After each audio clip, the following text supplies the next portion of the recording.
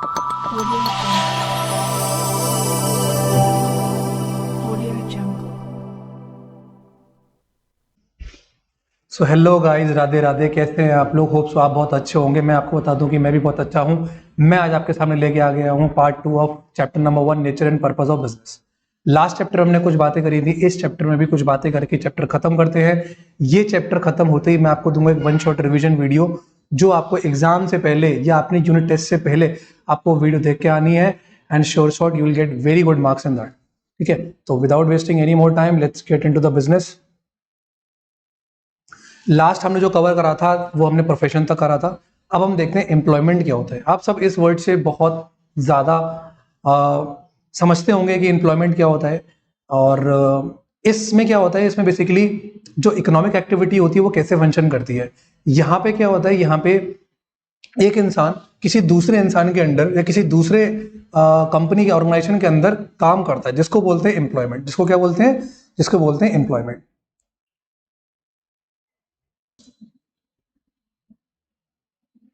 For example, Mohan काम करते हैं एमआरएफ में। तो कह सकते हैं कि मोहन कौन है? मोहन कौन है? मोहन एम्प्लॉय है। Mohan is employ. And MRF कौन है? एमआरएफ है एम्प्लॉयर।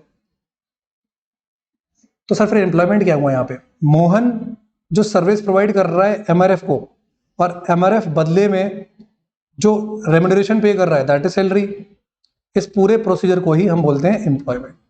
ठीक है, तो यहाँ पे इकोनॉमिक एक्टिविटी कैसे हो रही है? यहाँ पे एक इंडिविजुअल को हायर करा जा रहा है किसी ऑर्गेनाइजेशन के द्वारा। वहां पे वो जो पर्सन है जो हायर्ड हुआ है वो रेगुलर बेसिस पे सर्विस प्रोवाइड करवाता है in exchange of some kind of money which is known as salary और which is known as remuneration. ठीक है, now let's see some features of employment. सबसे पहले इजी कमेंसमेंट है। देखो, एम्प्लॉयमेंट के लिए कमेंसमेंट होना बहुत बहुत आसान है। एम्प्लॉयमेंट तब माना जाता है कि शुरुआत हो गया। एम्प्लॉयमेंट तब माना जाता है आपके हाथ में एम्प्लॉयमेंट अपॉइंटमेंट लेटर आ जाता है। फॉर एग्जाम्पल, अगर मान लेते हैं कि मैं एचडीएफसी के लिए काम कर रहा हूँ, तो मैं कब माना जाऊंगा कि मेरी सर्विस का जो टेन्योर है वो स्टार्ट हो गया? जिस दिन से मेरे हाथ में अपॉइंटमेंट लेटर जो है वो इशू कर देगा एचडीएफसी बैंक। एचडीएफसी बैंक कौन है मेरे लिए? एचडीएफसी बैंक मेरे लिए एम्प्लॉयर है। मैं कौन होगा एचडीएफसी के लिए? एम्प्लॉय होऊंगा।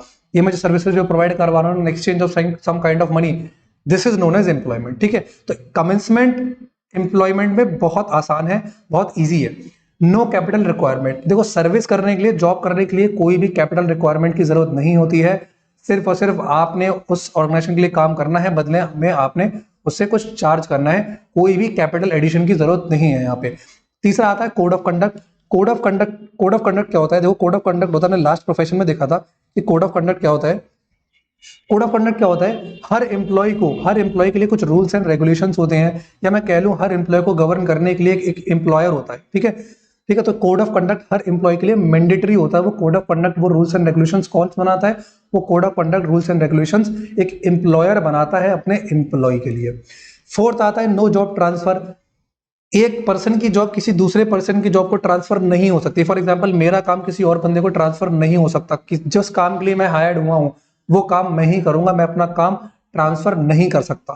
ठीक है, सिमिलरली एक ऑर्गेनाइजेशन से दूसरे ऑर्गेनाइजेशन में भी ट्रांसफर नहीं हो सकता जो एम्प्लॉयमेंट है। परफॉर्मेंस की अगर बात करें तो हर एम्प्लॉय को क्या, हर एम्प्लॉय को जो भी उसको टास्क या फिर जो ड्यूटीज दी गई हैं वो उसको इंडिपेंडेंटली परफॉर्म करनी पड़ेंगी। इस पॉइंट से बनता है परफॉर्मेंस। एंड लास्ट पॉइंट आता है वेजेस। हर एम्प्लॉय को जो है वेजेस है, सैलरी दी जाती है in exchange of the services which has been provided by the employer. तो अगर आपसे पूछूं एम्प्लॉयमेंट क्या होता है, सिंपल भाषा में एम्प्लॉयमेंट कह सकते हैं कि यहाँ पे एक इंडिविजुअल है, उसको हायर करता है एक ऑर्गेनाइजेशन, जिसमें वो इंडिविजुअल सर्विसेज प्रोवाइड करवाते हैं इन एक्सचेंज ऑफ सैलरी। फीचर्स की अगर बात करें तो कमेंसमेंट होना बहुत इजी है। यहाँ पे कोई कैपिटल रिक्वायरमेंट की जरूरत नहीं होती है। यहाँ पे कुछ रूल्स एंड रेगुलेशंस हैं जो कि एक एम्प्लॉयर अपने एम्प्लॉय के लिए बनाता है। साथ में जॉब ट्रांसफर नहीं हो सकता पर्सन टू पर्सन, ना ही ऑर्गेनाइजेशन टू ऑर्गेनाइजेशन। इसके अलावा हर इंडिविजुअल्स को, या फिर मैं कह सकूँ कि हर एम्प्लॉय को अपनी ड्यूटीज एंड अपनी परफॉर्मेंस करनी पड़ेंगी, और एम्प्लॉय को जो है वेजेस एंड सैलरीज दी जाती है in exchange of the services provided by the employ. तो यहाँ पे हमारा जो टॉपिक है वो खत्म होता है एम्प्लॉयमेंट का। एक बार हम लोग डिस्टिंक्शन या फिर कह लें डिफरेंस देख लेते हैं between business, profession and employment. ठीक है, ये एक बार डिफरेंस आप देख लीजिए, आपको बहुत अच्छे क्लियरिटी हो जाएगी माइंड के अंदर। इसका हमने कोड भी देखा हुआ है, कोड देख लेना, आपको बहुत आसानी से हो जाएगा। सबसे पहले एक बार देख लेते हैं कि प्रोफेशन और एम्प्लॉयमेंट के बीच में अगर मैं डिफरेंस देखूं तो कमेंसमेंट, अगर कमेंसमेंट की बेसिस अगर हम कमेंसमेंट लें, ठीक है, यहाँ पे ना मैं एक बेटा जहाँ पे ये बेसिस लिखा ना दूसरा वाला, ये बेटा ये बिजनेस होगा, इसको काट दो, इसको काट के यहाँ पे बिजनेस है ये, मैं आपको जो पीडीएफ प्रोवाइड कराऊंगा उसमें बिजनेस ही लिख के आएगा, डोंट वरी। तो हम डिफरेंस देख लेते हैं बिजनेस, प्रोफेशन और एम्प्लॉयमेंट के बीच में। सबसे पहले देखते हैं कमेंसमेंट, शुरुआती रूप में कैसे डिफरेंसेस हो सकते हैं। देखो बिजनेस को स्टार्ट करने के लिए क्या करना पड़ेगा, बिजनेस को स्टार्ट करने के लिए एक एंटरप्रेन्योर को उसके खुद के डिसीजंस होंगे, वो खुद डिपेंडेंट होगा, बिजनेस के पॉइंट ऑफ व्यू से वो किसी और पर डिपेंडेंट नहीं होगा। तो कमेंसमेंट की अगर बात करूं तो एंटरप्रेन्योर या फिर बिजनेस तब स्टार्ट हो जाएगा जब उसको डिसीजन लेने वाला, जब उस पर खुद डिसीजन ले पाएगा। प्रोफेशन की अगर बात करें तो प्रोफेशन का कमेंसमेंट तब माना जाएगा जब उसके हाथ में डिग्री आ जाएगी। For example I am a chartered accountant, तो मैं खुद को चार्टर्ड अकाउंटेंट तब कहूंगा जब मैं उस डिग्री का हकदार हो जाऊंगा। फॉर एग्जांपल जब मैं सीए फाइनल का एग्जाम क्रैक कर लूंगा, ऑब्वियसली मैं कर चुका हूं। थर्ड बात करेगा एम्प्लॉयमेंट की, तो एम्प्लॉयमेंट कमेंसमेंट कब होता है, जब हाथ में अपॉइंटमेंट लेटर आ जाता है, तो कमेंसमेंट के लिए कोई दिक्कत नहीं हो गया हो। सेकंड बात करते हैं इन्वेस्टमेंट रिक्वायर्ड की। बिजनेस को स्टार्ट करने के लिए you would be needing capital, ठीक है। प्रोफेशन को स्टार्ट करने के लिए कैपिटल रिक्वायर्ड होती है। कैपिटल रिक्वायर्ड कैसी होती है, जब डिग्री लेने के लिए जो भी खर्चे आते हैं उसको हम कह सकते हैं कि सर वो हमारा कैपिटल इन्वेस्टमेंट है। एम्प्लॉयमेंट सर्विस के लिए, ऐसा सर्विस को जॉब पाने के लिए कोई खर्चा नहीं करना पड़ता है, इसलिए हम कहते हैं कि यहाँ पे इन्वेस्टमेंट रिक्वायर्ड नहीं है। दो पॉइंट क्लियर हो गए, कमेंसमेंट हो गया एंड इन्वेस्टमेंट रिक्वायर्ड हो गया। फिर देखते हैं रिस्क इन्वॉल्व। देखो सबसे ज्यादा क्या करते हैं, सबसे ज्यादा रिस्क किसमें होता है, बिजनेस में। भाई देखो रिस्क है तो इश्क है, ऐसा कहा था हर्षद मेहता ने, अगर आप रिस्क लेंगे higher the risk higher the return, ये कहा जाता है सिर्फ बिजनेस में। ना तो आप प्रोफेशन में ज्यादा रिस्क ले सकते हैं, तो एम्प्लॉयमेंट में तो बिल्कुल भी रिस्क नहीं होता है। तो प्रोफेशन की अगर बात करूं तो कंपैरेटिवली लो रिस्क होता है, एम्प्लॉयमेंट में कोई रिस्क नहीं होता। आंधी आए, बारिश आए, तूफान आए, एम्प्लॉयमेंट पे कोई फर्क नहीं पड़ने वाला unless and until lay off ना हो। जैसे कि आजकल देख रहे हैं कि कंपनी में, अमेजोन में, या फिर आप देख लें बड़ी बड़ी कंपनी है गोल्डमैन सैचेस, या फिर ये सारी कंपनी यार ले ऑफ करनी है एम्प्लॉयज को। Even Facebook also, even Mukesh Ambani is going to do the same, Reliance industries भी ले ऑफ करना स्टार्ट कर रही है। तो रिस्क इन्वॉल्व में बिजनेस में रिस्क है, because higher the risk higher the return. Profession में कंपैरेटिवली लो है बिजनेस के मुकाबले, एम्प्लॉयमेंट में तो कोई रिस्क ही नहीं है। ट्रांसफर ऑफ ओनरशिप की अगर बात करें, ट्रांसफर अगर मैं ओनरशिप की अगर बात करूं तो ओनरशिप में बिजनेस में जो ओनरशिप है वो बिल्कुल ट्रांसफर हो सकता है। फॉर एग्जांपल मैं अगर बात करूं, अगर राम ने, फॉर एग्जांपल अगर मैं बात करूं, राम जो है, राम अपना अगर बिजनेस श्याम को ट्रांसफर करना चाहे तो बिल्कुल ट्रांसफर कर सकता है। सर उसकी क्या फॉर्मेलिटीज होंगी, फॉर्मेलिटीज में नहीं जाना है, सिंपली कुछ नहीं करना, जो जीएसटी रजिस्ट्रेशन है वो अपना खत्म करके किसी दूसरे नाम पे वो रजिस्ट्रेशन ले लेगा। कंपनी है तो कंपनी ट्रांसफर हो जाएगी, उसके जो डायरेक्टर्स है वो रिजाइन कर देंगे, नए डायरेक्टर्स अपॉइंट हो जाएंगे, ठीक है। अगर प्रोप्राइटरशिप है तो पुराने पार्टनर चले जाएंगे, नए पार्टनर आ जाएंगे। सॉरी, अगर पार्टनरशिप है तो पुराने पार्टनर चले जाएंगे और नए पार्टनर आ जाएंगे। अगर प्रोप्राइटरशिप है तो सिंपल सा है, वो हट जाएगा और नया आ जाएगा, ठीक है। ऐसे बिजनेस बेसिकली ट्रांसफर होते हैं। प्रोफेशन जो है, प्रोफेशन का ओनरशिप ट्रांसफर नहीं हो सकता। हर इंडिविजुअल के अपने स्किल्स होते हैं, हर इंडिविजुअल को अगर सीए बनना है, अगर आपने सीए बनना है तो you have to clear the exam. आप ऐसे नहीं कर सकते कि सर आप क्या आप अपनी डिग्री दे सकते हैं, मैं आपको मना तो नहीं करूंगा पर आपके लिए वो वैलिड नहीं होगा। एम्प्लॉयमेंट की अगर बात करें तो एम्प्लॉयमेंट में ओनरशिप बिल्कुल भी ट्रांसफर नहीं हो सकती है। अगर मुझे हायर करा है एचडीएफसी ने, किसी और कंपनी ने, तो उस पोस्ट पर मैं ही हायर होऊंगा अनटिल अनलेस मेरे को प्रमोट नहीं किया जाता या फिर मैं रिजाइन नहीं करता हूं, तब तक ओनरशिप ट्रांसफर नहीं हो सकती एम्प्लॉयमेंट की। Got it. तो 3 पॉइंट अभी तक देखिए, commencement, investment required, risk involve, transfer of ownership. बहुत ही सिंपल पॉइंट है, बहुत अच्छे मैं एग्जांपल भी दे रहा हूं आपको समझाने के लिए, होप्स आपको बहुत अच्छे से समझ में आ रहा होगा। अच्छा, बिजनेस क्यों करते हैं, बिजनेस का सोल मोटिव क्या था, बिजनेस का सोल मोटिव था प्रॉफिट अर्न करना। तो क्या मैं कह सकता हूं कि अब बिजनेस का जो रिवॉर्ड है वो प्रॉफिट है। प्रोफेशन का बेटा रिवॉर्ड क्या होगा, प्रोफेशन का reward, if I am a chartered accountant, if I am practising chartered accountant, if I am signing audit report, या फिर मैं स्टैंप लगा रहा हूं, या फिर मैं ऑडिट रिपोर्ट्स बना रहा हूं, तो मेरा रिवॉर्ड क्या होगा, मेरा रिवॉर्ड होगा फीस, आइदर कंसल्टेंसी फीस और any other kind of fees और रेम्युनरेशन। एम्प्लॉयमेंट की अगर बात करूं तो एम्प्लॉयमेंट में अगर मैं सर्विस प्रोवाइड कर रहा हूं तो इन एक्सचेंज में मैं क्या एक्सपेक्ट कर रहा हूं, इन एक्सचेंज में मैं एक्सपेक्ट कर रहा हूं wages and salaries. Code of conduct की अगर बात करें तो बिजनेस के ऊपर रूल्स एंड रेगुलेशन चलाने वाला कोई नहीं है। हाँ, लीगल फॉर्मेलिटीज बहुत सारी हैं, for example GST, for example MSME, for example income tax, but rules and regulation यानी कि कोई ऐसा नहीं है कि कोड ऑफ कंडक्ट नहीं, कि इस दायरे के अंदर रह कोई काम करना है, ऐसा कुछ भी नहीं है। प्रोफेशन के लिए कोड ऑफ कंडक्ट्स हैं, कुछ प्रोफेशनल एसोसिएट्स हैं। फॉर एग्जांपल इफ मेरे को कोड ऑफ कंडक्ट यानी कि मेरे को rules and regulations guidelines provide कराने वाला है एक institute, that is institute of chartered accountants of India, and for doctors it is all India medical associations, and for the lawyers it is bar councils, ठीक है। And अगर मैं जो employment है उन लोगों के लिए अगर बात करूं तो एम्प्लॉय को कोड ऑफ कंडक्ट या फिर रूल्स एंड रेगुलेशंस गाइड करने के लिए या फिर उनको कंट्रोल करने के लिए एम्प्लॉयर है। क्वालिफिकेशन की अगर बात करूं तो बिजनेस चलाने के लिए कुछ जरूरी नहीं है, आप अगर अंगूठे छाप भी होंगे तो कोई फर्क नहीं पड़ता, you can start a business and you can build your empire. In case of profession you have to take a degree, आपको डिग्री सिक्योर करनी ही पड़ेगी if you want to be known as a profession, ठीक है। And employment के लिए आपको जो भी पर्टिकुलर ऑफ नेचर के लिए आप जॉब अप्लाई कर रहे हैं वो बेसिक क्राइटेरिया आपको फुलफिल करना ही पड़ेगा। For example if you are looking for a banking job तो आपको बीकॉम, बीबीए या फिर कोई जो भी कॉम्पिटिटिव एग्जाम्स होते हैं वो आपको क्लियर करने ही पड़ेंगे, तब आप क्वालिफाइड होंगे एम्प्लॉय होने के लिए। आई होप सो आपको बहुत अच्छे से डिस्टिंक्शन याद हो गया होगा, समझ में आ गया होगा। बेसिस इंपॉर्टेंट है याद रखना और डिस्टिंक्शन भी बहुत इंपॉर्टेंट है। अब बारी आती है सर इसको याद करने का तरीका क्या है। याद मैं अभी आपको 2 मिनट में करा दूंगा। तो इसको याद करने का तरीका है, कोड है कुर्बानी चाहिए तुम्हें रिश्वत में, ये रिश्वत इतनी चीप नहीं, इतनी चीप नहीं। तो सर कोड कैसे बनेगा, देखो कुर्बानी से क्या बनेगा, कुर्बानी से बनेगा, नेक्स्ट पेज पे आओ, कुर्बानी से बनेगा बेटा क्वालिफिकेशन, कुर्बानी से बनेगा, तो कुर्बानी से क्या बनेगा सर, कुर्बानी से बनेगा हमारा क्वालिफिकेशन। क्लियर, कुर्बानी से बन गया हमारा क्वालिफिकेशन। आइए नेक्स्ट देखते हैं। नेक्स्ट आता है चाहिए। चाहिए में क्या होगा, चाहिए से आप समझ सकते हो कमेंसमेंट। तो कुर्बानी से क्या हो गया हमारा, कुर्बानी से हो गया हमारा क्वालिफिकेशन, चाहिए से हो गया हमारा कमेंसमेंट, 2 हो गए। फिर तुम्हें से क्या होगा, तुम्हें से हो जाएगा ट्रांसफर ऑफ ओनरशिप, 3 हो गया, ट्रांसफर ऑफ ओनरशिप 3 हो गया। फिर आता है रिश्वत, रिश्वत में बेटा क्या आ जाएगा, रिश्वत में आ जाएगा रिवॉर्ड ऑफ रेम्युनरेशन। क्या चाहिए रिश्वत, बिजनेस करने की रिश्वत क्या होती है, प्रॉफिट। प्रोफेशन की क्या रिश्वत होती है, फीस। एम्प्लॉयमेंट की क्या रिश्वत होती है, वेजेस एंड सैलरीज। ठीक है, 3 हो गए। में से में क्या है, में से बेटा कुछ नहीं बनेगा, इट इज जस्ट कि एक सेंटेंस फ्रेम करना था। ठीक है, फिर देखते हैं ये से क्या बनेगा बेटा, ये से भी आई गेस कुछ नहीं बन रहा। ये रिश्वत तो हमने देख ही लिया है। इतनी से बेटा आ जाएगा इन्वेस्टमेंट रिक्वायर्ड, इतनी से आ जाएगा इन्वेस्टमेंट रिक्वायर्ड। बाद सर क्या बनाया है आपने, चीफ से बेटा कोड बनाया और कुछ नहीं बनाया। चीफ से क्या आएगा, चीफ से आ जाएगा बेटा code of conduct, code of conduct. एक सेकंड बेटा, हाँ कोड ऑफ कंडक्ट। तो एक चीफ से क्या हो गया, code of conduct. Code of conduct बहुत चीप है, ऐसा नहीं है, रेगुलेट करने के लिए कुछ ना कुछ तो चाहिए होता है। ठीक है, रिश्वत से हाँ ये हो सकता है बेटा एक रिस्क इन्वॉल्व। तो बेटा एक रिश्वत से हो गया रिवॉर्ड एंड रेम्युनरेशन, दूसरे रिश्वत से अगर रिवॉर्ड चाहिए तो बेटा रिस्क तो उठाना ही पड़ेगा। तो अगर मैं एक लाइन में बोलूं सर याद करने का तरीका क्या हुआ, बेटा याद करने का तरीका हुआ सिर्फ एक लाइन आपको ध्यान रखनी है कि कुर्बानी चाहिए तुम्हें रिश्वत में, ये रिश्वत इतनी चीप नहीं। कुर्बानी से हो जाएगा बेटा क्वालिफिकेशन, चाहिए से हो जाएगा कमिटमेंट, तुम्हें से हो जाएगा ट्रांसफर ऑफ ओनरशिप, रिश्वत से हो जाएगा रिवॉर्ड ऑफ रेम्युनरेशन, फिर रिश्वत से हो जाएगा रिस्क इन्वॉल्व, इतनी से हो जाएगा इन्वेस्टमेंट रिक्वायर्ड, चीफ से हो जाएगा बेटा कोड ऑफ कंडक्ट। बस कंप्लीट डिस्टिंक्शन आपको 100% याद हो जाएगा। एंड आप जैसे मैं याद करवा रहा हूं, अगर आपने ऐसे याद करा तो मैं आपको गारंटी देता हूं कि बहुत अच्छे मार्क्स आने वाले हैं। ठीक है, नेक्स्ट टॉपिक हम देखते हैं क्लासिफिकेशन ऑफ बिजनेस एंटिटीज। चलिए देखते हैं क्लासिफिकेशन ऑफ बिजनेस एंटिटीज। देखो बिजनेस जो एक्टिविटीज हैं, बिजनेस एक्टिविटीज 2 कैटेगरीज में क्लासिफाइड है, एक है इंडस्ट्री, एक है कॉमर्स। सर कॉमर्स तो पढ़ ही रहे हैं, कॉमर्स एक अलग चीज है। वैसे तो कॉमर्स है सब्जेक्ट वाइज एक स्ट्रीम है, लेकिन बिजनेस में भी एक कॉमर्स चीज आती है, वो देखते हैं भी क्या होता है।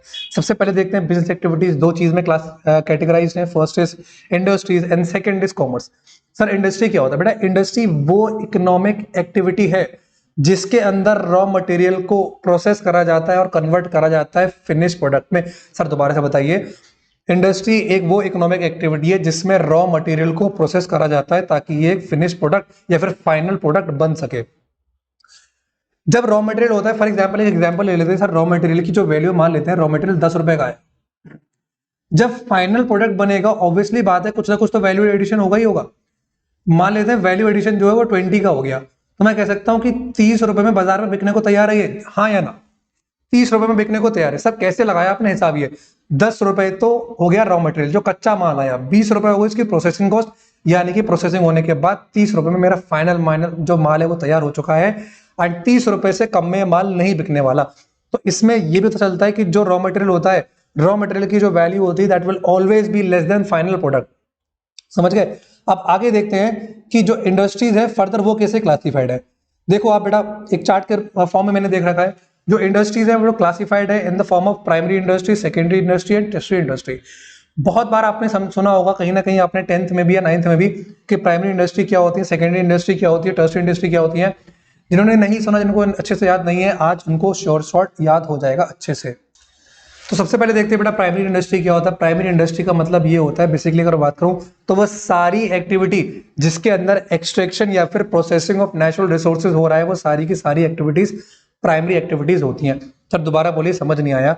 वो सारी की सारी एक्टिविटीज जो इन्वॉल्व करती हैं एक्सट्रैक्शन, एक्सट्रैक्शन मतलब क्या होता है, मैं किसी चीज से कोई चीज खींच लेता हूं, एक्सट्रैक्शन या फिर प्रोसेसिंग ऑफ नेचुरल रिसोर्सेज, वो सारी की सारी एक्टिविटीज जो आती हैं वो हमारी प्राइमरी एक्टिविटीज ही होती हैं।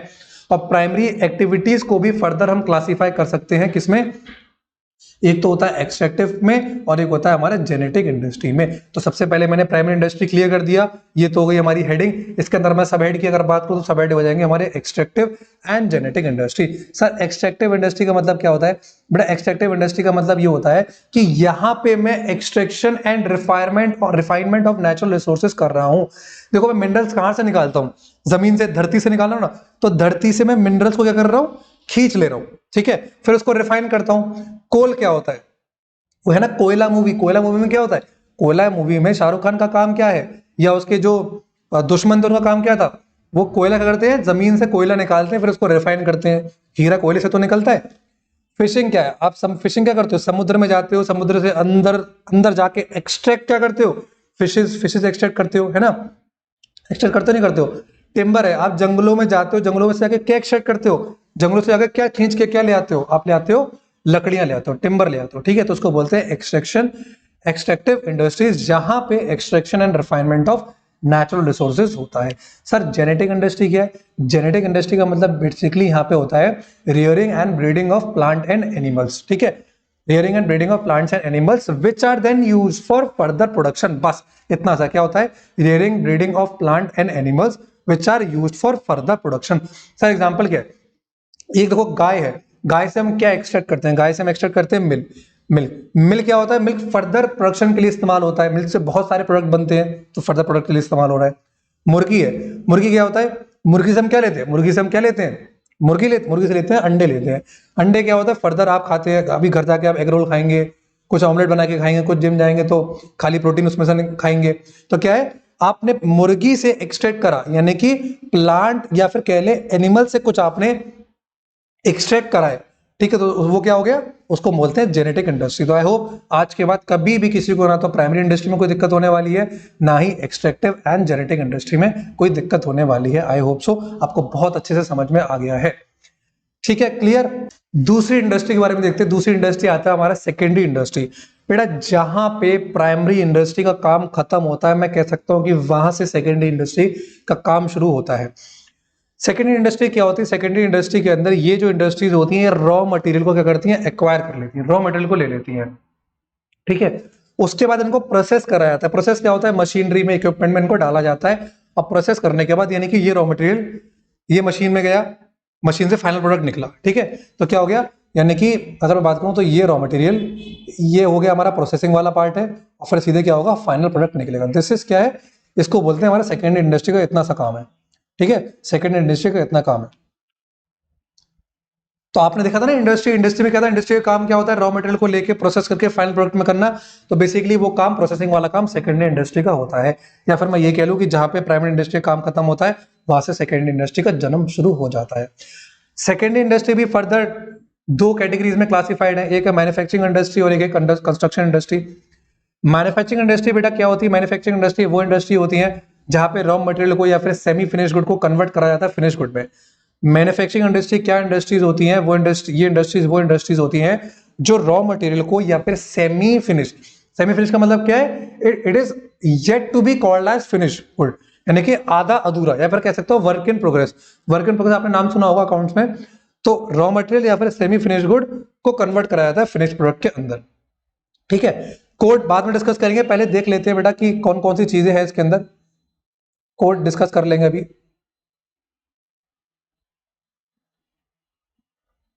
तो पहला आता है हमारा एनालिटिकल इंडस्ट्री।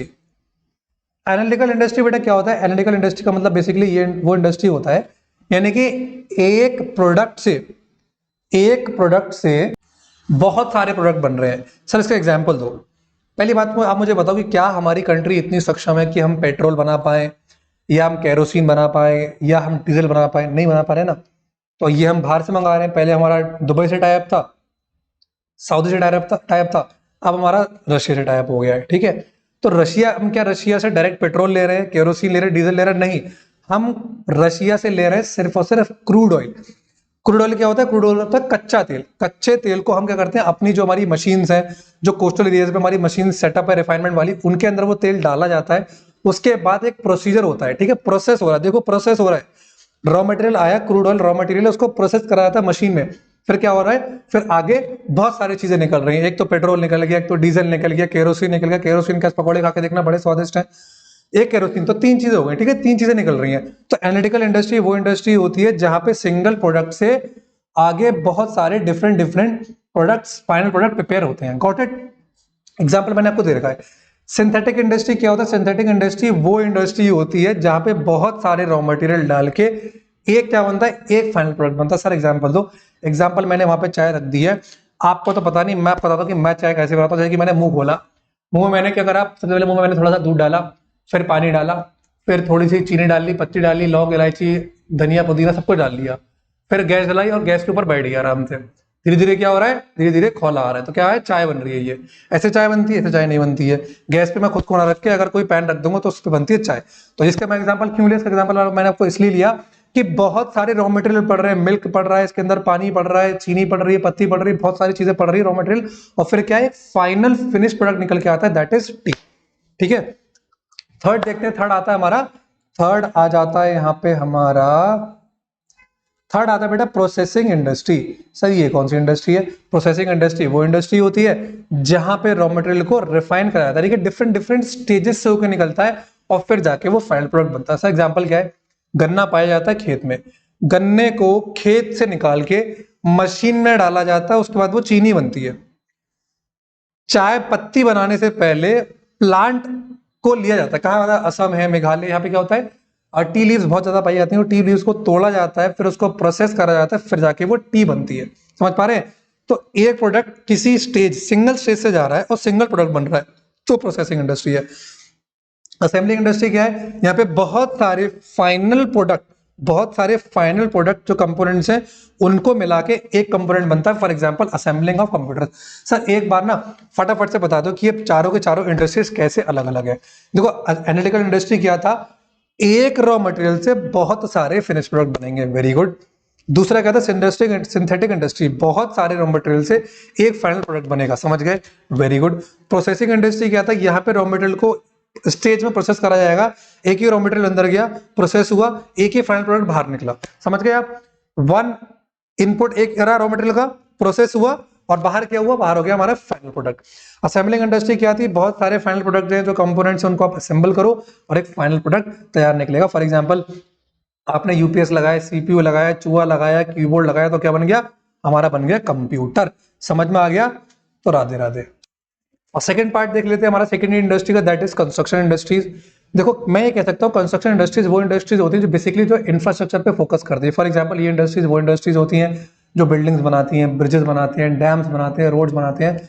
एक बात ध्यान रखना, आप भी समझते होंगे कि कंस्ट्रक्शन इंडस्ट्री को मैन्युफैक्चरिंग इंडस्ट्री का हाथ पकड़ना ही पड़ेगा। आज जा मेरे राजा, क्या करना पड़ेगा, कंस्ट्रक्शन इंडस्ट्री को मैन्युफैक्चरिंग इंडस्ट्री का हाथ पकड़ना ही पड़ेगा। तो मैं कह सकता हूं ये इंडस्ट्री वो इंडस्ट्री है जो मैन्युफैक्चरिंग इंडस्ट्री के प्रोडक्ट इस्तेमाल करती है। सर एग्जांपल दे दो, बिल्डिंग बनाना है, मटेरियल चाहिए, सरिया है, सीमेंट है, रेता है, बजरी है, ईंट है, ये सब कहां से मिलेगा, ये सब देंगे मैन्युफैक्चरिंग इंडस्ट्री। जब ये सारे प्रोडक्ट आ जाएंगे उसके बाद कंस्ट्रक्शन इंडस्ट्री अपना काम शुरू करेगा। तो समझ गए, हमने दो इंडस्ट्री बहुत अच्छे से देख ली है, primary industry and secondary industry. Last industry देख लो, टर्शियरी इंडस्ट्री। ये वो इंडस्ट्री होती है जो सपोर्ट सर्विसेज प्रोवाइड करवाती है प्राइमरी इंडस्ट्री और सेकेंडरी इंडस्ट्री को। आप खुद सोचिए, हम यहाँ बात कर रहे हैं इंडस्ट्री की, क्या कोई इंडस्ट्री बिना इंश्योरेंस के चल पाएगी? क्या कोई इंडस्ट्री बिना फाइनेंस के चल पाएगी? क्या कोई इंडस्ट्री बिना कम्युनिकेशन के चल पाएगी? क्या कोई इंडस्ट्री बिना ट्रांसपोर्टेशन के चल पाएगी? नहीं चल पाएगी। कभी भी कोई भी इंडस्ट्री इन चारों एलिमेंट्स के अलावा के बिना सक्सेसफुल कभी भी नहीं हो सकती। तो मैं कह सकता हूं tertiary industry is a kind of support industry which provide support to the primary and the secondary industry. ठीक है, सपोर्ट सर्विसेज प्रोवाइड करा रही हैं। तो तीनों सर्विसेज मैंने बहुत अच्छे से आपको समझा दी हैं। इसके अलावा भी अगर कोई डाउट आता है तो आप कमेंट सेक्शन में आप बता सकते हैं, मैं आपको डेफिनेटली बहुत जल्दी आपका डाउट भी एंटरटेन करूंगा। वैसे तो कोई दिक्कत आनी नहीं चाहिए, हम बहुत बहुत आराम से सारे कॉन्सेप्ट क्लियर करते हुए चल रहे हैं एंड विद एग्जाम्पल। मैंने कोई भी पॉइंट आपको ऐसे हवा में नहीं करवाया है, मैंने सारे के सारे आपको एग्जाम्पल दिए हैं, हर पॉइंट पे एग्जाम्पल दिए हैं, तो आपको बहुत अच्छे से समझ में आ रहा है। ठीक है, and next we are going to study about what is commerce. अब बात करते हैं कॉमर्स की। कुछ लोग कह रहे होंगे सर कॉमर्स तो हम पढ़ ही रहे हैं, अब इसमें अलग से टॉपिक क्यों डाल दिया। बेटा ये वो कॉमर्स है ना, ये वो वाला कॉमर्स नहीं है जो आपकी स्ट्रीम है। आपकी स्ट्रीम बहुत स्ट्रांग है नो डाउट, लेकिन ये कॉमर्स भी बहुत स्ट्रांग है। अगर ये कॉमर्स नहीं होगा तो बिजनेस एक्टिविटीज नहीं हो पाएंगी। ठीक है, नेचर एंड पर्पस कभी भी बिजनेस एक्टिविटीज का फुलफिल नहीं हो पाएगा। सर क्या है कॉमर्स? बेटा कॉमर्स क्या करता है? Trade and exchange of goods and services करवा रहा है। सिर्फ कोई प्रोडक्शन नहीं हो रहा, कोई प्रोडक्शन नहीं हो रहा है यहाँ पे, सिर्फ और सिर्फ trade and exchange of goods and services हो रहा है। कोई भी प्रोडक्शन नहीं हो रहा है जैसे इंडस्ट्री में होता था। सर कॉमर्स का मतलब क्या है, फिर समझा दो। बेसिकली अगर मैं आपसे दो तीन बातें करूं और आपको समझाऊं तो बेटा कॉमर्स, हर वो चीज कॉमर्स है जो मैं आगे बताने वाला हूं। कॉमर्स क्या करता है? मेरे को कोई चीज खरीदनी है, खरीदने वाला मैं हूं, बेचने वाला कोई और है। इन दोनों के बीच में गैप कौन खत्म करता है, या कह दूं कि इनके बीच में एक पुल कौन बनाता है जिस पुल पे ये दोनों आके अपनी डीलिंग कर सकते हैं, वो कॉमर्स है। ठीक है, तो मैं कह सकता हूं कि कॉमर्स रिमूव द हिंड्रेंसेस। कोई भी ऐसी रुकावटें या कोई भी ऐसे हिंड्रेंसेस जो बिजनेस एक्टिविटीज में आड़े आती हैं, उन सबको साइड करने वाला ही कॉमर्स है। जी हाँ, सबको साइड करने वाला ही कॉमर्स है। तो मैं कह सकता हूं, जो मैंने एकदम लाली मेरे लाल से लिखा हुआ है, कि commerce bridges the gap between the producers and sellers and remove the hindrances in the process of exchange, and following are the ways in which hindrances in the process of exchange can be overcome by commerce। आगे आने वाले code क्या बेहतरीन code बनाया है, प्यार से पिलाओ फिर रुलाओ, प्यार से बुलाओ फिर बुलाओ। आहा, ये तो बहुत जल्दी आपको याद होना चाहिए, क्योंकि पी भी बहुत है और रोए भी बहुत हो। आइए देखते हैं कि गुड्स एंड सर्विसेज के ट्रेड और एक्सचेंज के बीच में जो बाधाएं आती हैं, जो हिंड्रेंसेस आती हैं, उसको कैसे कॉमर्स जो है वो लात मार के रफू चक्कर कर देता है। सबसे पहले देखते हैं ट्रेड। देखो, बायर एंड सेलर हो सकता है कभी मिले ही ना। मेरे को कैसे पता चलेगा, आपको कैसे पता लगेगा कि ये बेचने वाला और मैं बेचना सकेंगे? मैं तो दुकान देख लूंगा। तो दुकान कहां देख रहे हो? मार्केट में देख रहे हो। तो मार्केट कौन बना रहा है? बेटा मार्केट बनाने वाला ही क्या है? कॉमर्स है। मार्केट बनाने वाला क्या है? मार्केट बनाने वाला कॉमर्स है। तो मैं कह सकता हूं कि कॉमर्स ने जो हिंड्रेंस ऑफ पर्सन है, दो आदमियों के बीच में, बायर और सेलर को मिलाने वाला कॉमर्स है। उनके बीच में जो रुकावटें हैं ना मिलने वाली, उसको स्टेब्लिश करने वाला ही कॉमर्स है। तो मैं कह सकता हूं, तो ट्रेड क्या बोलता है? ट्रेड ये बोलता है कि exchange of goods and services जो प्रोड्यूसर एंड कंज्यूमर के बीच में है, वो कॉमर्स ही कराता है। इनके बीच में जो हिंड्रेंसेस हैं वो कॉमर्स ही खत्म कराता है। तो पहला कौन सा हो गया हमारा? Hindrances of person. पहले बेटा हो गया हमारा पर्सन वाला, हो गया बेटा पहले हो गया हमारा हिंड्रेंसेस ऑफ पर्सन, ध्यान रखना। दूसरा आता है बिजनेस करेंगे, व्यापार करेंगे तो रिस्क तो लेना ही पड़ेगा, और रिस्क है तो ही इश्क है और तो ही व्यापार चल पाएगा। बिना रिस्क के कोई भी बिजनेस नहीं चल पाएगा। आप बस ब्रेक इवन पे ही बिजनेस करते रहेंगे, कभी भी बिजनेस की ग्रोथ नहीं होगी। अनलेस एंड अनटिल आप कभी भी बिजनेस में रिस्क नहीं लेंगे, बिजनेस की ग्रोथ नहीं होने वाली है। तो सर एक मुझे एक बात बताइए, कोई रिस्क बता दो सर, बिजनेस का रिस्क क्या है? सपोज मान लेते हैं एक बंदा था, मोहित नाम का एक बंदा था। मान लेते हैं मोहित और रोहित दो बंदे थे। मोहित आगे बाइक पे बैठा था, तेल पड़वा रहा था। इतने में पीछे जो मोहित बैठा था उसने क्या करा, माचिस जलाई बीड़ी पीने के लिए, और फट गया, खुद भी फट गया, और साथ में वो पेट्रोल पंप वाला था उसको भी फाड़ के रख दिया उसने। अब मुझे एक बात बताओ कि पेट्रोल पंप वाले का क्या नुकसान था? पेट्रोल पंप वाले का क्या उसकी गलती थी कि जो उसका इतना नुकसान हो गया? पूरा का पूरा पेट्रोल पंप ही उसका फट गया। तो ऐसे बताओ, ऐसे रिस्क से पेट्रोल पंप क्या है, ऐसे रिस्क से बचने के लिए क्या करेगा? अपना इंश्योरेंस कराएगा नहीं कराएगा? बताओ, कराएगा नहीं कराएगा? आप मुझे बताओ। मोहित की और रोहित की जान तो गई, साथ में उसके मालिक की भी जान चली जाएगी ये सुनते ही कि उसके पेट्रोल पंप में एक भीषण आग लग गई है। तो मैं कह सकता हूं कि ऐसे रिस्क को रोकने के लिए कॉमर्स ही बीच में आता है। उस कॉमर्स का नाम क्या है? इंश्योरेंस नाम है। तो जहां पे हिंड्रेंसेस ऑफ पर्सन को, रुकावट को हटाने के लिए कॉमर्स आता है बीच में, उसका नाम ट्रेड। रिस्क की रुकावट को हटाने के लिए जो कॉमर्स बीच में आता है उसका नाम है इंश्योरेंस। तीसरा आते हैं, क्या आप मुझे एक बात बताओ, मैं आपको जिस मोड से पढ़ा रहा हूं वो मोड मेरा लैपटॉप है, मान लेते हैं ये लैपटॉप मैंने मंगाया है दिल्ली से, मैं आज बैठा हूं उत्तर प्रदेश के एक छोटे से कोने में। आप मुझे बताओ ये लैपटॉप मेरे पास कैसे पहुंच पाता? या तो मैं खुद लेने के लिए जाता दिल्ली से, या तो दिल्ली वाला देने के लिए आता। आता कैसे? मीडियम क्या है बीच में? ट्रांसपोर्टेशन है। तो ट्रांसपोर्टेशन भी एक रुकावट है जब तक ट्रांसपोर्टेशन नहीं है। तो कह सकता हूं कि कोई भी trade and exchange of goods and services नहीं हो पाएगा जब तक ट्रांसपोर्टेशन नहीं होगा। तो बेटा पहला तो हो गया हमारा, पहला क्या हो गया? पहला हो गया हमारा पर्सन, दूसरा हो गया हमारा रिस्क, तीसरा हो गया हमारा प्लेस का। ठीक है, सारी दिक्कतें हैं। इंसानों की दिक्कत, कॉमर्स आ जाओ। नुकसान की दिक्कत, फिर से वही कॉमर्स आ जाओ। प्लेस की दिक्कत, ट्रांसपोर्टेशन की दिक्कत, फिर से कॉमर्स आ जाओ। नेक्स्ट देखते हैं बेटा बैंकिंग। आप मुझे खुद बताओ क्या कोई भी बिजनेस विदाउट फाइनेंस चल सकता है? आप कहेंगे सर हमारे पास तो कैश रखा हुआ है, हम कैश से व्यापार कर लेंगे। बेटा कर मत लेना आज के टाइम में कैश में व्यापार। कैश में व्यापार करोगे ना, हटाओ उसको, मैं उसकी बात नहीं कर रहा हूं। कैश में व्यापार नहीं करना चाहिए। कभी भी कोई व्यापार करना चाहिए उसके लिए फाइनेंस की जरूरत पड़ेगी, क्रेडिट फैसिलिटी की जरूरत पड़ेगी। और वो फैसिलिटी कौन प्रोवाइड कराएगा? वो फैसिलिटी प्रोवाइड कराने वाला कॉमर्स ही है। किस रूप में, किस बेस में आ जाएगा कॉमर्स? बैंकिंग में रूप में आ जाएगा। तो इंसान तो एक ही है, इंसान कॉमर्स तो एक ही है, लेकिन उसके रूप बहुत हैं। कह सकते हैं कि कॉमर्स एक टाइप का रावण है जिसके बहुत सारे सिर हैं। फिर आते हैं बेटा हम स्टोरेज वाले पॉइंट पे। स्टोरेज वाले अगर हम पॉइंट में आए तो स्टोरेज वाले पॉइंट में ये आता है कि सर हम एक फैक्ट्री है, हमने क्रेडिट फैसिलिटी भी ले लिया, बहुत सारा प्रोडक्शन कर रहे हैं, दिक्कत ये आ रही है कि सर माल कहाँ रखें।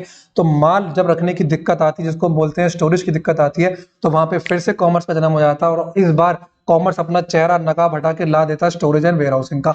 तो सर कोड क्या बना? कोड से याद करवाओ, कोड से बहुत जल्दी समझ में आता है। बेटा कोड से बन गया हमारा प्यार से पिलाओ फिर रुलाओ। प्यार से पिलाओ और फिर रुलाओ। इस कोड को जब आप रखेंगे तो आपको बहुत अच्छे से जो है वो याद हो जाएगा। ठीक है, आगे देखें हम। आगे अगर देखें तो बेटा नेक्स्ट हमारा जो टॉपिक बनता है, एक पॉइंट और बनता है यहाँ पे, classification of commerce. Classification of commerce की अगर बात करें तो दो कैटेगरीज में कॉमर्स भी डिवाइडेड है। एक है हमारा ट्रेड और एक है हमारा auxiliaries to trade. Auxiliary trade तो बहुत हमारा सिंपल है, these are basically kind of supporting services. ठीक है, तो एक बार हम ट्रेड देख लें बेटा, ट्रेड क्या होता है? ट्रेड क्या होता है एक बार ट्रेड देख लेते हैं। ट्रेड क्या होता है? ये क्या है ट्रेड? ये वाला क्या है बेटा? ट्रेड क्या होता है? ट्रेड का मतलब ये होता है कि basically buying and selling of goods and services को ही बोलते हैं ट्रेड। ट्रेड का मतलब कह लो कि आप लेन देन कराने वाला माध्यम क्या है? ट्रेड होता है। लेन देन किसका? गुड्स एंड सर्विसेज का। क्लासिफिकेशन की अगर बात करें तो ये भी जो ट्रेड है वो कई प्रकार में जो है ट्रेड भी है। जैसे कि एक हमारा एक्सटर्नल ट्रेड होता है, फिर हमारा इंटरनल ट्रेड होता है। एक्सटर्नल ट्रेड की अगर बात करें तो एक्सटर्नल ट्रेड के अंदर का मतलब क्या होता है? ये वो ट्रेड होता है जो एक कंट्री और दो कंट्री, एक यानी कि दो कंट्री जब आपस में मिलेंगी तभी हमारा एक्सटर्नल ट्रेड हो पाएगा। कह सकते हैं दो कंट्री, दो से ज्यादा कंट्री जब आपस में मिलती हैं तब हमारा एक्सटर्नल ट्रेड हो पाएगा। सर इंपोर्ट ट्रेड कौन सा होता है? इंपोर्ट ट्रेड वो ट्रेड होता है जहां पे हम गुड्स एंड सर्विसेज किसी दूसरी फॉरेन कंट्री से कंज्यूम कर रहे हैं नेटिव कंट्री। अपनी नेटिव कौन सी है? अपनी नेटिव बेटा इंडिया है। तो कह सकता हूं, फॉर इसका एग्जांपल दीजिए, for example crude oil. Crude oil मैंने कहां से लिया? रशिया से लिया। आईफोन कहां से आ रहे हैं? यूएसए से आ रहे हैं। कहां इस्तेमाल कर रहा हूं? अपनी कंट्री में इस्तेमाल कर रहा हूं। ठीक है, अपनी कंट्री में इस्तेमाल कर रहा हूं। एक्सपोर्ट क्या होता है बेटा? एक्सपोर्ट का मतलब ये होता है जब अपनी गुड्स एंड सर्विसेज, अपनी नेटिव कंट्री की गुड्स एंड सर्विसेज जब हम किसी फॉरेन कंट्री में जब हम सेल करते हैं तो इसका मतलब होता है बेटा export trade. For example Tata T. Tata क्या करता है? अपने इंडिया में क्या होता है? लार्जेस्ट प्रोड्यूसर है टी का। हम लोग यहाँ पे टी पैक करते हैं, फिर पैक करने के बाद क्या करते हैं? महंगे दाम में हम एक्सपोर्ट करते हैं। ठीक है, इंपोर्ट एक्सपोर्ट से आप समझते ही होंगे कि फॉरेन एक्सचेंज डेवलप या फिर कम होता है। ये आपको बहुत अच्छे से समझ में आ जाएगा, नहीं तो इसका आपका चैप्टर भी मैं कराऊंगा आपको, इंटरनेशनल बिजनेस, और बहुत अच्छे से आपको चैप्टर कराऊंगा। सर एक क्या होता है बेटा? एक होता है entry port trade. Entry port trade क्या होता है? ठीक है, एंट्री पोर्ट क्या होता है? इसका एग्जाम्पल बहुत अच्छा है। सपोज मान लेते हैं बेटा एक कंट्री कौन सी है? एक कंट्री हमारी है बांग्लादेश। एक कंट्री है हमारी बांग्लादेश। एक सेकंड बेटा, मैं, हाँ रुको, एक मिनट चाहूंगा, सॉरी। हाँ, एक कंट्री बेटा हमारी बांग्लादेश। बांग्लादेश बांग्लादेश जो है वो इतनी अच्छी कंट्री नहीं है इन टर्म्स ऑफ, जब बात करें हम पैसे की बात करें, हमारा इंडिया जो है रिचेस्ट कंट्री है, बहुत रिच कंट्रीज में आती है। हमारा बोर्ड भी, हमारा जो है बहुत अमीर है। फॉर एग्जाम्पल बांग्लादेश चाहता है कि उसकी कंट्री में आईफोन आ जाए।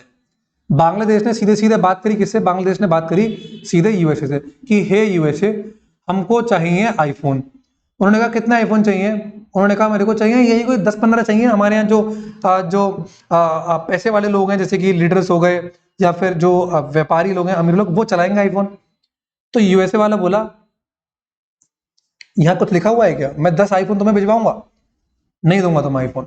बांग्लादेश रोते रोते रोते रोते रोते पापा के पास आए, इंडिया के पास आए यहाँ पे, और इंडिया से बोला कि इंडिया यार हमको ना यार आईफोन चाहिए यार, यूएसए हमको दे नहीं रहा है, कुछ करो पापा। अब इंडिया वाला क्या करता है, इंडिया वाले देखो हमारे इंडिया में तो आज आप देख लो कि हर इंसान के पास आईफोन है, इतना आईफोन का ट्रेंड चला गया है।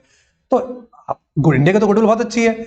अब इंडिया जाएगा यूएसए के पास, उसे कहेगा भाई आईफोन दे दो, कितने चाहिए, लाख आईफोन दे दो, जितने मेरा इस्तेमाल होंगे मेरा इस्तेमाल होंगे, बाकी मैं पड़ोसी अपने भाई को दे दूंगा, अपने बेटे को दे दूंगा। तो इसको बोलते हैं कि इसी को बोलते हैं एंटरपोर्ट। जब एक कंट्री किसी दूसरे कंट्री से गुड्स एंड सर्विसेज लेती है किसी तीसरी कंट्री में सप्लाई करने के लिए, इसी को बोलते हैं एंटरपोर्ट। यहां वाले हमारे एग्जांपल में कैसे फिट बैठ रहा है, यहाँ पे इंडिया क्या करेगा, यूएसए से आईफोन लेके और बांग्लादेश में दे देगा, तो यहाँ पे क्या हो रहा है, इसी को बोलते हैं एंटरपोर्ट। आई होप आपको बहुत अच्छे से समझ में आ गया है। नहीं समझ में आया है दोबारा आप मेरे को डाउट बोल देना, कमेंट सेक्शन में लिख देना, सर समझ में नहीं आया, हम दोबारा भी आपको समझाएंगे बहुत अच्छी तरीके से। अब देखते हैं इंटरनल ट्रेड क्या होता है।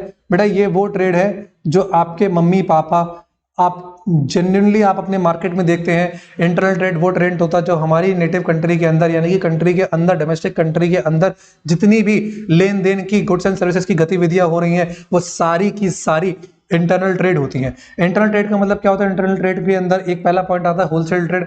होलसेल ट्रेड का मतलब क्या होता है, यहाँ पे बाइंग एंड सेलिंग जो होती है वो लार्ज क्वांटिटीज में होती है, इन बल्क में होती है, ठीक है, इन बल्क में होती है, ठीक है। अब उस बल्क को खरीदने बेचने का पर्पस रीसेल भी हो सकता है और इंटरमीडिएट यूजेज भी हो सकता है। जी हाँ, इंटरमीडिएट यूजेज भी हो सकता है। सर इस पॉइंट का मतलब समझ में नहीं आया, लेकिन वर्ड बड़ा अच्छा लगा। बेटा रीसेल का मतलब ये होता है, सपोज मान लेते हैं अभी मान लेते हैं कि मैं एक फैक्ट्री हूं, मैंने रॉ मटेरियल लिया, ठीक है, और मैंने रॉ मटेरियल आगे बेच दिया। सपोज मान लेते हैं मेरा एक फैक्ट्री का धंधा ट्रेडिंग का भी है। दूसरा, तो ये तो हो गया रीसेल। दूसरा मान लेते हैं कि मैं एक फैक्ट्री हूं, मैंने रॉ मटेरियल लिया होलसेल में, बल्क में लिया, अपने ही कंज्यूम कर लिया, फ्रेश प्रोडक्ट बना दिया, इसको बोलते हैं इंटरमीडिएट यूजेज। जब आप एक जगह से लेके दूसरी जगह पे बेच देते हैं बल्क में, तो उसको बोलते हैं रीसेल। जब आप बल्क में कहीं से खरीद के अपने उसको इस्तेमाल करके एक फाइनल प्रोडक्ट निकालते हैं, उसको बोलते हैं इंटरमीडिएट यूजेज, ठीक है। आप होप सो आपको बहुत अच्छे से समझ में आ गया होगा। अब होता है रिटेल ट्रेड। बेटा रिटेल ट्रेड का एग्जांपल बड़ा सिंपल सा, आप देखिए अपने पड़ोस में देखिए, एक बाबू पान वाला होगा बेचारा, वो ऐसे ऐसे इकट्ठा लगा रहा होगा, ठीक है, कथा लगा रहा होगा। बगल में देखिए वो एक डेयरी वाला होगा, दूध बेच रहा होगा, वो बगल में देखेंगे तो मुन्नू किराने वाला होगा। तो ये क्या है, ये सब रिटेल ट्रेडर है, ठीक है, जो क्या है, जो लेस यानी कि कम क्वांटिटी में माल बेच रहे हैं, ठीक है, जिनका पर्पस क्या है, सिर्फ और सिर्फ ट्रेडिंग करना। डायरेक्टली किसको, डायरेक्टली कस्टमर को, ठीक है। तो मैं कह सकता हूं अगर चेन कैसे बनी, सर चेन बता दो, चेन कैसे बनती है। सर पहले आता है यहाँ पे प्रोड्यूसर, प्रोड्यूसर के बाद आता है बेटा होलसेलर, ठीक है, एक सेकंड बेटा कुछ दिक्कत आ गई है, हाँ। प्रोड्यूसर के बाद आता है बेटा हमारा होलसेलर। सर फिर कौन आता है बेटा, फिर आता है हमारा रिटेलर, ठीक है। तो बेटा एक चेन होती है। उसके बाद आता है बेटा कस्टमर, यानी कि हम जो है ना, हम लास्ट सीढ़ी पे हैं, आखिरी पायदान पे हम लोग, प्रोड्यूसर, होलसेलर, रिटेलर, फिर हमारा आएगा कस्टमर। सर नेक्स्ट बता दो ऑक्सिलरीज टू ट्रेड क्या होता है। बेटा ये टॉपिक ना हम पहले ही पढ़ चुके हैं टर्शियरी सेक्टर में। ये वो सर्विसेज होती हैं, ये कह सकते हैं कि ये एड प्रोवाइड करती हैं, सप्लीमेंट्री सपोर्ट प्रोवाइड करती हैं अदर इंडस्ट्री को, ठीक है। तो मैं कह सकता हूं it comprises all the trade related activities that facilitate the exchange of good and services. Sir क्या क्या टाइप है, बैंकिंग एंड फाइनेंस मदद करवाते हैं बैंकिंग में, फाइनेंसिंग करने में। एडवर्टीजमेंट में जो दिखता है वो बिकता है, पुरानी कहावत है, आज भी कहावत चल रही है, आने वाले टाइम में भी कहावत चलती रहेगी। लेकिन चार्टर्ड अकाउंटेंट्स को एडवर्टीजमेंट नहीं कराना है। जी हाँ, आप लोग बनने वाले हैं फ्यूचर के चार्टर्ड अकाउंटेंट, तो आप लोगों को एडवर्टीजमेंट नहीं करवाना है। लेकिन जो लोग ऐसी बिजनेस या सर्विसेज में एंगेज है जिनके अंदर ऐसा कोई भी कोड ऑफ कंडक्ट नहीं है कि एडवर्टीजमेंट कराना है नहीं कराना, वो बेशक करा सकते हैं। जैसे कि कोई भी एक व्यापारी, जैसे कोई भी डॉक्टर, जैसे कोई भी लॉयर्स, इनके ऊपर कोई भी कोड ऑफ कंडक्ट नहीं है, they are free to advertise. Warehousing storage की दिक्कत आएगी, सर कौन प्रोवाइड करवाएगा स्टोरेज की दिक्कत, सर ये ऑक्सिलरीज टू ट्रेड ही वेयर हाउसिंग की सर फैसिलिटी प्रोवाइड करा देंगे। इंश्योरेंस क्या है भाई, वो वाला टॉपिक था कि रिस्क है। पेट्रोल पंप वाला टॉपिक याद करो, ठीक है, माचा चलाते ही सीधे अल्लाह को प्यारे हो गए। ट्रांसपोर्टेशन की सर्विसेज कौन है, ये सब ऑक्सिलरीज टू ट्रेड है।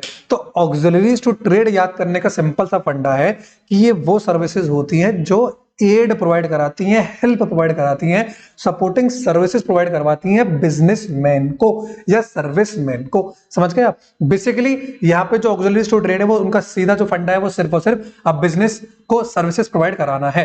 होप सो आपको बहुत अच्छे से समझ में आ गया होगा। सर बिजनेस रिस्क क्या होते हैं? बेटा बिजनेस रिस्क तो वो रिस्क हैं जो ना कोई आज तक समझ पाया कि ये रिस्क कौन से रिस्क हैं, कौन से रिस्क आने वाले हैं, बट सिग्निफिकेंटली प्रॉफिट डिक्लाइन होना शुरू हो जाता है एंड रेवेन्यू कम होना शुरू हो जाता है, ये अक्सर देखने को मिलता है। खैर सोचते हैं अपने थ्योरेटिकल टॉपिक पे आते हैं। बिजनेस रिस्क वो रिस्क होते हैं बेटा अब बेसिकली जहां पे जो बिजनेस है वो सफिशिएंट प्रॉफिट अर्न करना जब फेल कर जाता है तो उसी को क्या बोलते हैं? उसी को हम बिजनेस रिस्क बोलते हैं। जब वो बिजनेस अनफोर्सीन लॉसेस फेस करना शुरू कर देता है इसी को हम बोलते हैं अब बिजनेस रिस्क। जब वो बिजनेस प्रॉफिट और लॉसेस बियर करता है which are beyond it control उनको हम बोलते हैं बिजनेस रिस्क। तो इन शॉर्ट 3 बातें मैंने कही। पहला सर बिजनेस रिस्क कौन सा है? जब वो बिजनेस सफिशिएंट प्रॉफिट अर्न ना कर पाए, ठीक है। दूसरा बिजनेस रिस्क कौन सा है? सर जब वो अनफोर्सीन लॉसेस बियर करने लगे। सर तीसरा कौन सा है? तीसरा है कि जब वो लॉसेस बियर करने लगे या फिर प्रॉफिट नहीं एडुकेट कमा पा रहा है beyond its control, this is known as business risk. Sir business risk के भी टाइप्स है? जी हाँ, बिजनेस रिस्क के भी टाइप है। कौन कौन से हैं? 2 रिस्क के टाइप है, एक है स्पेकुलेटिव बिजनेस रिस्क और एक है प्योर बिजनेस रिस्क। तो 2 टाइप के रिस्क थे, क्या स्पेकुलेटिव बिजनेस एक और एक था pure business risk. Sir speculative business risk कौन सा? बेटा ये वो रिस्क होते हैं जहां पे इक्वल चांस होता है या तो पैसे कमाऊंगा या तो हार जाऊंगा। सर का एग्जांपल बेटा अभी अभी ना आईपीएल खत्म हुआ है, कौन जीती है? अपनी फेवरेट चेन्नई सुपर किंग्स, बहुत अच्छा मैच जीती है, क्लाइमैक्स था एकदम मैच में। अब बेटा मैंने आपको एक बताया नहीं, मैं एक स्पेकुलेटर भी हूं, मैं एक सट्टेबाज भी, मैंने आपको बताया नहीं। और मैंने 1 करोड़ रुपए का उस दिन लगाया था, मैंने स्पेकुलेशन करा था। उस स्पेकुलेशन में अब एक बात बताओ, समझते हैं जरा बेटा। बेटा मैंने उस मैच में सीएसके ऊपर 1 करोड़ की बेटा बेटिंग कर दी थी मैंने, 1 करोड़ रुपए की। अब मुझे एक बात बताओ, जब तक जड्डू ने वो चौका नहीं मारा था तब तक मेरे हाल क्या होंगे? आप मुझे बताओ, क्या हाल होगा इस दिल का? आप मुझे बताओ। कह सकते हैं कि मेरा दिल मेरे मुंह में आ गया होगा? कह सकते नहीं कह सकते हैं? क्यों? क्योंकि उस चौके पड़ने से पहले मेरे दिल में एक शंका थी कि अर्जुन या तो आज तुम जीतोगे वरना या तो तुम आज हार जाओगे। यानी कि 50-50 था सर, 50-50 खाइए, 50-50 था, या तो जीतूंगा या तो हारूंगा, दोनों में से कोई एक होगा। तो ऐसे जो रिस्क होते हैं ना बेटा, ऐसे रिस्क को कहा जाता है स्पेकुलेटिव बिजनेस रिस्क। जनरली ये स्पोर्टिंग बेटिंग में देखे जाते हैं, स्पोर्ट्स बेटिंग में, वरना ये स्टॉक मार्केट में देखे जाते हैं। स्टॉक मार्केट जीता जाता सबूत या एग्जांपल है इस वाले टॉपिक का, स्पेकुलेटिव बिजनेस रिस्क। कुछ लोग कहेंगे सर ये तो इन्वेस्टमेंट स्टॉक मार्केट तो बिजनेस हो ही नहीं सकता, ये तो साइड एक्टिविटीज है। नहीं बेटा, इसी को बोलते हैं लैक ऑफ नॉलेज। ऐसे इंसान जो फुल टू इन्वॉल्व हो चुके हैं ट्रेडिंग में, जिन्होंने अपना धंधा अपना बिजनेस ही ट्रेडिंग को बना लिया है, ऐसे लोगों को बिजनेस, ऐसे लोगों के लिए स्टॉक मार्केट एक बिजनेस हो जाता है। जी हाँ, बिल्कुल सही कह रहा हूं। ऐसे स्पेकुलेशन जो वैलिड है, ऐसे स्पेकुलेशन जो गवर्नमेंट के रूप से वैलिड है, अगर ऐसे स्पेकुलेशन को कोई इंसान अपना धंधा, कोई इंसान अपना बिजनेस बना लेता है तो उसके लिए भी वो बेटिंग बिजनेस हो जाती है। जी हाँ। फिर आता है second point, pure business risk. बेटा प्योर बिजनेस वो रिस्क होता है या तो नुकसान होगा या नहीं होगा, यहां पे प्रॉफिट की कोई गुंजाइश नहीं है, या नुकसान या नहीं नुकसान। सर एग्जांपल दो, लेबर या तो स्ट्राइक करेगी या नहीं करेगी, क्लियर? स्ट्राइक करेगी तो नुकसान, वरना नुकसान नहीं होगा। चोर या तो चोरी करेगा या नहीं करेगा, करेगा तो नुकसान, नहीं करेगा तो नहीं नुकसान। फैक्ट्री में आग लगेगी या नहीं लगेगी, लगेगी तो नुकसान और नहीं लगेगी तो नुकसान नहीं, यानी कि आइदर लॉसेस और नो लॉस, बस इतना सा होगा। तो समझ गए आप? कोई दिक्कत परेशानी नहीं ना? बस यही हम चाहते हैं। अब देखते हैं sir nature of business risk क्या होते हैं। बेटा एक होता है part and parcel of business. इसका मतलब ये होता है कि risk is an essential feature of every business. Every business irrespective of its size and nature faces a certain amount of risk. इसका मतलब होता है तू चल मैं तेरे पीछे आऊंगी, यानी कि जहां जहां तू होगा वहां वहां मेरा साया होगा। यानी कि अगर बिजनेस है तो साथ में रिस्क चलेगा ही चलेगा। जैसे मैं कह सकता हूं आपके साथ आपकी परछाई, आप कहीं भी चले जाओ वो परछाई आपका पीछा नहीं छोड़ने वाली। Same in the case business कोई सा भी हो, कितना बड़ा हो कितना छोटा हो, इट डजंट मैटर, रिस्क तो होगा ही होगा। अमाउंट, जो सर्टेनिटी ऑफ अमाउंट है वो अनसर्टेन हो सकती है, समझ गए आप। सेकंड देखते हैं sir, result of unforeseen circumstances. बेटा जब हम बिजनेस में रिस्क, जब बिजनेस करते हैं तो हमें बहुत तरीके के रिस्क हो सकते हैं। पहला रिस्क हो सकता है कि सर हमारे यहाँ चोरी ना हो जाए, सर हमारे जो एम्प्लॉयज है वो चोरी ना कर जाए, सर या फिर हमारे जो एम्प्लॉयज है वो स्ट्राइक पे ना चले जाएं, सर ऐसा भी तो हो सकता है कि जो प्राइस चेंज हो जाए, या फिर कह सकते हैं सर गवर्नमेंट की पॉलिसी चेंज हो गई। सपोज मान लेते हैं सबसे बड़ा रिस्क है, आप पूछिए उनका दर्द, जो पॉलिथीन बनाते हैं, जो प्लास्टिक मैन्युफैक्चरर है। गवर्नमेंट ने आके एक पॉलिसी निकाल दी कि आप पन्नी बंद, बिजनेस बंद, बस क्या आप फैक्ट्री में भाई ताला लगने के अलावा कोई चांस नहीं है, आप इतनी जल्दी शिफ्ट नहीं कर सकते किसी दूसरे प्रोडक्ट के ऊपर, ठीक है। तो गवर्नमेंट की पॉलिसी आ जाएगी तो वो भी रिस्क है। मार्केट में प्राइस चेंज हो गया, वो भी ठीक है, वो भी है।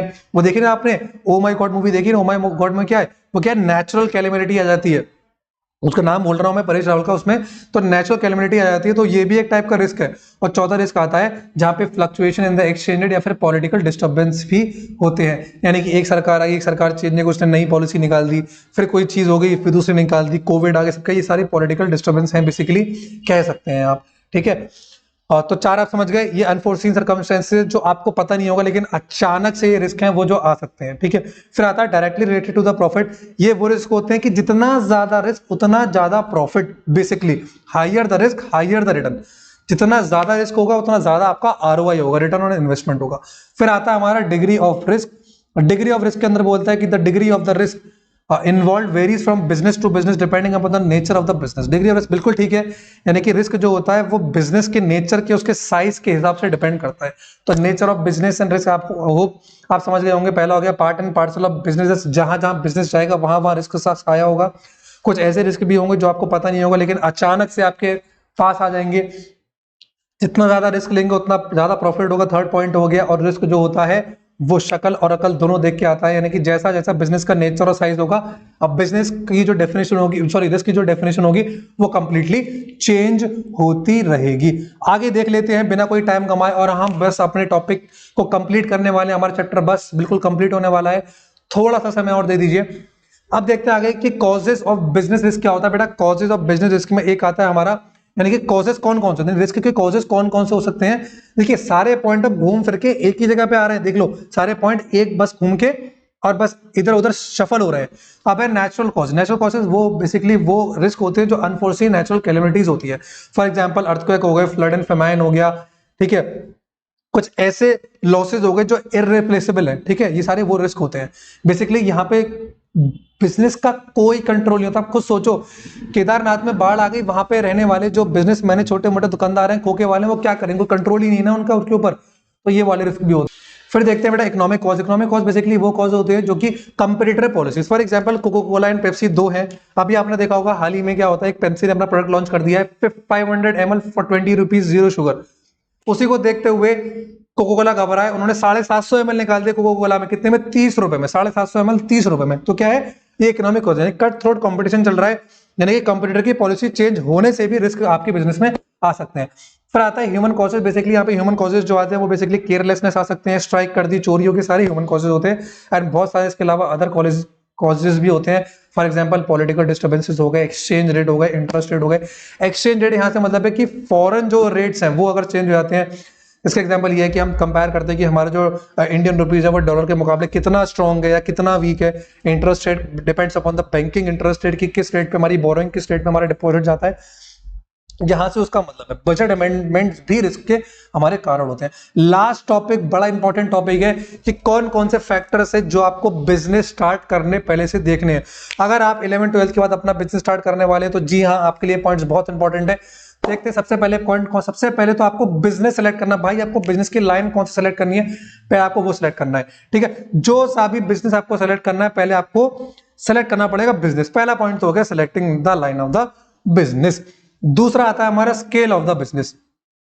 ये डिपेंड करता है कि आप जो बिजनेस खोलने वाले हो उसका साइज क्या होने वाला है। आप एक स्मॉल स्केल खोलने वाले हो या फिर लार्ज स्केल बिजनेस खोलने वाले हो, ये भी डिसाइड होना चाहिए। बिजनेस इनकॉर्पोरेट होने से पहले ये सारे डिसीजंस होने चाहिए। इसके सेटअप होने के बाद करेंगे तो नुकसान हो जाएगा।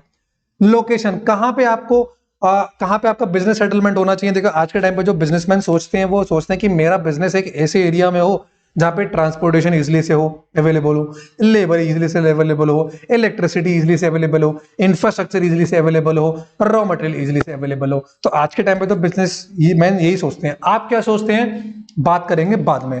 फाइनेंस भी क्या होता है। फाइनेंस आपको ये देखना है कि मेरे को अगर बिजनेस स्टार्ट करना है तो उसमें मेरा कितना ओन कैश होना चाहिए, बोरोइंग कितनी होनी चाहिए। फॉर एग्जांपल कंपनी है तो इक्विटी पोर्शन कितना होना चाहिए, डेट पोर्शन कितना होना चाहिए। इस आपको डिसाइड करना है कि either you are going with proprietorship और either you are going with the company. That totally depends on you, but this you have to consider before starting a business. फिर देखते हैं बेटा, फिर फाइनेंस हो गया। फिर देखते हैं बेटा हमारा फिजिकल रिक्वायरमेंट। फिजिकल रिक्वायरमेंट का मतलब ये है कि आपको डिसाइड करना पड़ेगा कि आप जो बिजनेस खोल रहे हो उसमें मशीन एंड इक्विपमेंट्स की कितनी जरूरत पड़ने वाली है, कौन से इक्विपमेंट्स की जरूरत पड़ने वाली है, ये भी पहले से डिसाइड होना चाहिए। फिर डिसाइड करेंगे प्लांट लेआउट। प्लांट लेआउट का मतलब क्या होता है कि फिजिकल फैसिलिटीज जो या फिर जो लेआउट ऑफ द प्लांट्स है वो आपको फाइनलाइज करना पड़ेगा। यानी कि जो मेरी बिल्डिंग तैयार होने वाली है, जो मेरा प्लांट सेटअप होने वाला है, उसका नक्शा भी पहले से तैयार होना चाहिए before incorporation of a business. Last या कह लें फिर सेकंड लास्ट पॉइंट आता है हमारा efficient and dedicated man power. Business शुरू करने से पहले आपका मैन पावर इतना स्ट्रांग होना चाहिए, उसके अंदर टॉप लेवल से लेके लोअर लेवल तक इतना पावरफुल मैनेजमेंट होना चाहिए कि बिजनेस स्टार्ट करते ही बस रॉकेट की तरह छलांग मार जाए एंड प्रॉफिट ही, जो हमारा मेन मोटिव है प्रॉफिट ही हमारा अर्न कर दे। लास्ट पॉइंट एक बार देख लेते हैं, लास्ट पॉइंट, एंड उसके बाद देख लेना कि याद कैसे करेंगे हम। Last point, second last point again sorry, second last point हमारा आता है कि टैक्स प्लानिंग। ये डिसाइड करता है कि आप कौन सा बिजनेस खोल रहे हैं, कौन सा प्रोडक्ट ले रहे हैं, उस प्रोडक्ट पे कितना टैक्सेशन है, ये भी आपको डिसाइड करना है। आपको वो प्रोडक्ट लॉन्च करने के लिए आपको बिजनेस सेटअप में इंडिया में करना है, इंडिया के बाहर करना है। सर इससे क्या फर्क पड़ेगा? बेटा मैं आपको बता दूं, हमारे इंडिया में जो टैक्सेशन पॉलिसी है, ऐसा नहीं कि वो सेम टैक्सेशन पॉलिसी नेपाल में, भूटान में, बांग्लादेश में, पाकिस्तान में, अफ्रीका में, चाइना में हो। वहां पे टैक्सेशन पॉलिसी दूसरी हो सकती है। ऐसा भी हो सकता है कि वहां पे टैक्सेशन पॉलिसी कम हो। ठीक है, हमारे यहाँ टैक्सेशन पॉलिसी प्रोप्राइटरशिप में मैक्सिमम 30% आता है, कंपनी के केस में 30% जा रहा है। ठीक, सॉरी कंपनी केस में 30%, प्रोप्राइटर केस में 30% जा रहा है। ठीक है, ये सारी चीजें टैक्स प्लानिंग है। तो डिसाइड करता है, ये भी आपको बिजनेस खोलने से पहले ही डिसाइड करना पड़ेगा। फिर बात करते हैं स्टार्टिंग द एंटरप्राइज। और जब आपने आटो पॉइंट खोल लिए, अब मौका आ गया है दिए जलाने का और फीता काटने का, दिए जलाने का और फीता काटने का। बस अब आपका बिजनेस खुल चुका है, अब गद्दी पे बैठिए और पैसा छापिए, नोट बनाइए। हमारा आपका साथ यहीं तक था इस चैप्टर के लिए। ये चैप्टर खत्म हो गया। इस चैप्टर को कंप्लीट करने से पहले फैक्टर्स वाले का आप कोड देख लीजिए। फैक्टर्स वाले का था फिल्म्स पर टैक्स। फिल्म्स पर टैक्स, सर एफ से क्या बनेगा? एफ से आएगा बेटा 0.4 का था बेटा, 0.4 था हमारा फाइनेंस। फिर आई से बेटा, आई से कुछ नहीं, आई को खाली सबऑर्डिनेट में लिया गया फिल्म के, तो फिल्म पर टैक्स एफ से हो गया हमारा। एफ से क्या हो गया? एफ से हो गया हमारा फाइनेंस। आई को हटा दो, एल से हो गया 1.3। ठीक है बेटा, एल से हो गया हमारा, एक तो हो गया हमारा selecting the line of the business हो गया, और एक हो गया हमारा एल से हो गया लोकेशन। ठीक है, एल भी हो गया। एम में आता है बेटा हमारा 7 में आता है बेटा हमारा, सेवंथ में आता है हमारा, सेवन में हमारा लेबर, सेवन एम में आता है बेटा हमारा सेवंथ। एम में क्या आ रहा है सेवंथ में? सॉरी, एम में आ रहा है हमारा मैन पावर। जी हाँ, एम में हमारा आ रहा है मैन पावर, सेवंथ वाला पॉइंट। फिर आता है हमारा एस में आते हैं 2 और 9 तो यहीं पर ही देख लो, स्टार्टिंग द एंटरप्राइज। और फिर एक से फर्स्ट वाले में आता है हमारा selecting the line of the business, selecting the line of the business, या सॉरी सेलेक्टिंग बिजनेस, वो तो उसमें होगा, इसमें ले लो स्केल ऑफ द बिजनेस। ठीक है, तो कुछ गलत बोल गया था मैं यहाँ पे, तो एस में ले लो 2 and 9 में आ गया हमारा स्टार्टिंग द एंटरप्राइज, एंड 2 में आ गया हमारा स्केल ऑफ द बिजनेस। बेटा पर पे आ गया हमारा, पर पे क्या आ गया भाई? पापा की परी। पर में आ गया हमारा फिजिकल रिक्वायरमेंट, और लास्ट में आता है टैक्स था हमारा टैक्सिंग पॉलिसी। तो याद करने का तरीका बहुत ही सिंपल है, फिल्म पर टैक्स। ये चैप्टर हमारा कंप्लीट होता है। हमने 2 पार्ट में अपना first chapter nature and purpose of business बहुत ही इफेक्टिवली एंड एफिशिएंटली खत्म करा है। आई होप सो आपको बहुत अच्छे से समझ में आया होगा। इस वीडियो को आप देख लेना, और वीडियो देखने से पहले आपके पास एक वीडियो और पहुंच जाएगी, वो होगी one shot revision. One shot revision बहुत ही इफेक्टिव वीडियो होती है। एग्जाम से पहले, टेस्ट से पहले, ये चैप्टर खत्म करने के बाद वो वीडियो देखना, गारंटीड आपके सारे कॉन्सेप्ट जो है वो वन शॉट क्लियर हो जाएंगे। इसलिए उस वीडियो का नाम वन शॉट रिवीजन है। Till then take care and bye bye.